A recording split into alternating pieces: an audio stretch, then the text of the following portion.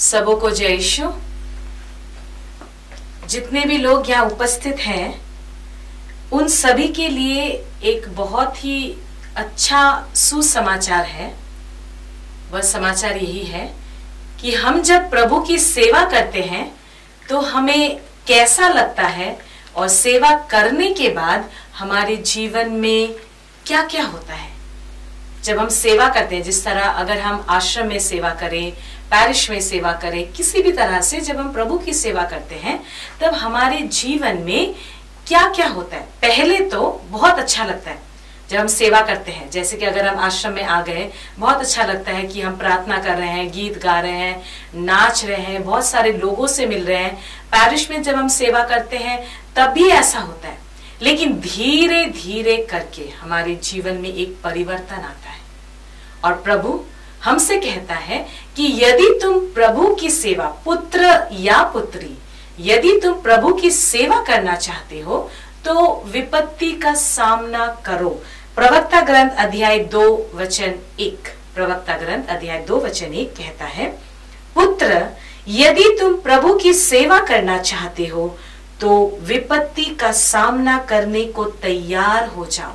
इसका मतलब यह है कि प्रभु जब हमें नई नई सेवाओं में, अपनी सेवाओं में जब वो लगाता है तो पहले पहले बहुत अच्छा लगता है, लेकिन उसके बाद धीरे धीरे जिस तरह ईश्वर ने अपने पुत्र की भी परीक्षा ली, हम भी जब कहते हैं कि हम ये ईश्वर के पुत्र हैं, हमारे जीवन में भी बहुत सारी परीक्षाएं आएंगी। यीशु को क्रूस उठाना पड़ा, इसीलिए मेरे प्रिय भाइयों और बहनों, हमें भी तैयार रहना चाहिए कि अगर हम चाहते हैं कि हम प्रभु की सेवा करें तो हमारे जीवन में बहुत सारी विपत्तियां आएगी, बहुत सारे क्रूस आएंगे। कुछ समय के बाद हमें ऐसा लगेगा कि हम क्या करें, हमारा कोई नहीं है, प्रभु हमारी सुनता नहीं, किसके पास हम जाएंगे। बीमारी आ जाएगी, परिवार में क्लेश आ जाएगा, अशांति आ जाएगी। कभी कभी तो ऐसा लगे कि गले में कुछ फंस गया है, ना हमारा सांस ऊपर जा रहा है ना नीचे। इतनी बुरी अवस्था में भी हम पड़ जाते हैं। यह है प्रभु के सेवकों का भाग्य। यह है जब प्रभु हमसे परीक्षा लेता है। पहले तो बहुत इजीली हमें सेवा में लगा देता है प्रभु, लेकिन उसके बाद परीक्षाओं के ऊपर परीक्षा वो लेता जाता है और यदि हम उस परीक्षा में उत्तीर्ण, अच्छे अंकों से पास हो जाएं, प्रभु पर अपना भरोसा हम ना छोड़े। हम देखते हैं कि बहुत सारे लोग प्रभु की सेवा करते हैं, उसके बाद जब परीक्षा उनके जीवन में आ जाती है, वे लोग प्रभु को भूल जाते हैं। उनकी वह दशा इतनी खराब हो जाती है, पहले से भी और ज्यादा बुरा उनकी परिस्थिति हो जाती है। प्रभु हमसे कहते हैं, पुत्र यदि तुम प्रभु की सेवा करना चाहते हो तो विपत्तियों का सामना करो और क्रूस उठाओ।